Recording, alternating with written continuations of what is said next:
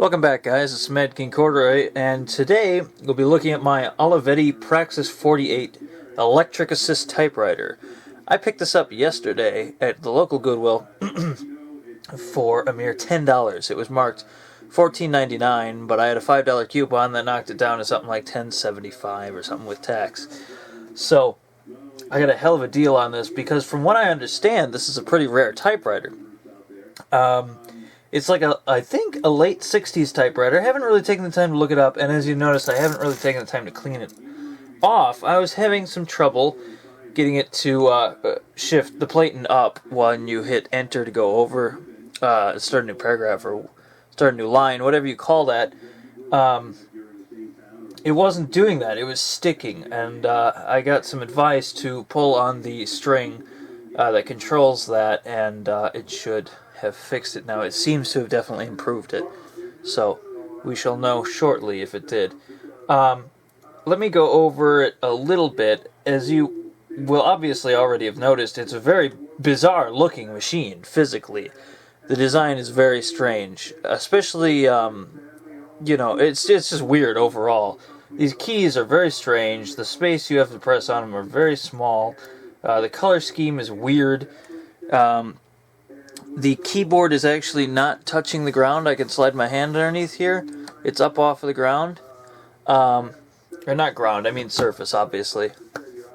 But the keys here are on margin release, auto, paragraph, electric margin. I'm guessing what that means. It's EL margin. Tab clear, max and normal, and this is how hard you have to hit the keys. And then this is red and black ink if you have a two-tone spool. However, I don't. It's just a regular black.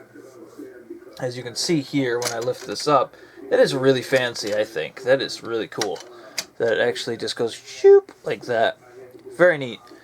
As you can see, this thing is even a little bit atypical in the fact that its spools are at an angle, and not even a regular angle like a 45 angle or anything. It's an odd angle, even. It's not horizontal like most typewriters, and it uses metal spools, which is nice, because the plastic spools are cheap. So, it's quite a quality machine. There is one extra weird thing I found with this. What appears to just be an ordinary faceplate here is actually a button that allows it to go down to the end of the margin. And don't ask me how to set margins, I haven't figured that out yet. So we'll leave that there, and we'll go ahead and put a piece of paper in there. And I apologize for saying go ahead, but what else am I supposed to say? We'll forge forward, and a piece of paper. Put a piece of paper in here. And there is no paper stand either, I would like to note. I can never get the pages to go in straight. No, that worked. Oh my god, it's a miracle. That's the first time I've ever gotten a typewriter to take a page straight. First time. That is the first time ever. Okay, so we'll go over here. We will go ahead and turn this guy on. A typical electric noisy noise. And we'll start typing. Indent.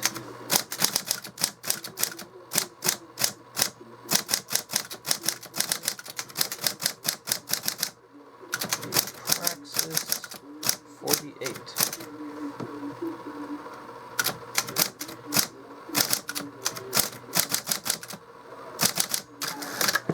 Oh! Yeah! Come on. Yeah, it doesn't like that. I wonder why that is.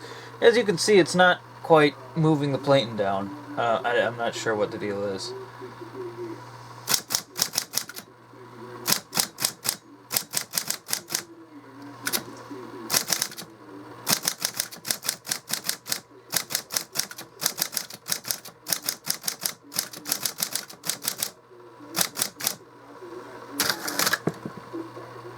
Not a full space. Oh my god. Having some issues, as should be demonstrated by this video. Lol. You can set it to 1, 1.5, 2, and 3 up here. And the 2, 3, and 1.5 should work, but it doesn't seem to be the most responsive thing in the world because there's something wrong with that. Let's start a new paragraph. Let's set it to 1 and then try that. Nope. Oh, there we go. It actually did 1 there though. So sometimes it works, sometimes it doesn't. I don't know what's wrong with it. I'm gonna have to take it apart and look at it and obviously blow some of the dust and gunk out of it. Get to that later during the summer or spring probably. Let's continue typing a bit.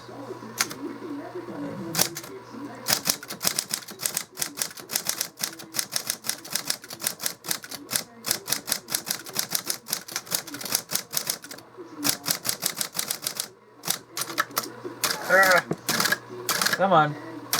There we go.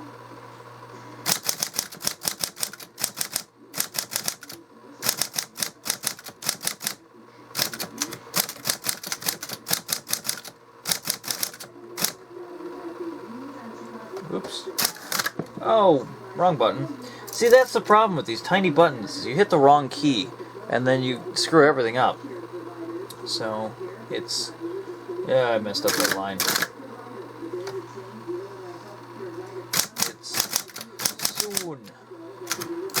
Okay.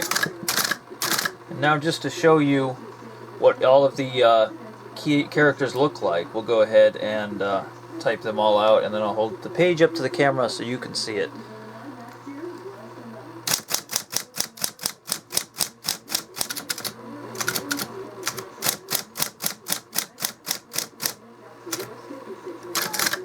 Okay, go ahead and show you what the font looks like. It's pretty typical. I mean, it looks a lot like the Coronas and other machines I have, so it's nothing out of the ordinary. As you will see right here. Hopefully you can see that clearly. And what I typed, right there. It's a nice clear font. It's easy to read, and this machine is obviously better taken care of, or at least the get it a better ribbon, because my Sears Scholar was filled with gunk, and even most of my typewriters actually I've had to clean out in between the letters because they get gunk from the ribbon in, you know, all the crevices and bits of the letters. This, however, is quite crisp and clear, as you can see, and as you did just see. So I don't have to do that with this particular machine, but I will have to get that return fixed. And any advice you can give me on that, I would be, you know, more than ecstatic to, you know, do, because I want to get this working. This is a really bizarre and interesting machine, and I'm definitely excited to finally own one.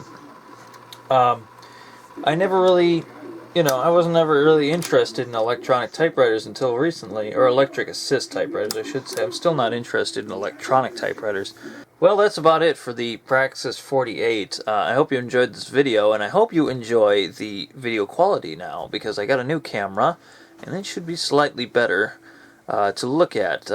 The focus is much better. As you can see, it remains in focus the whole time, whereas my other one didn't.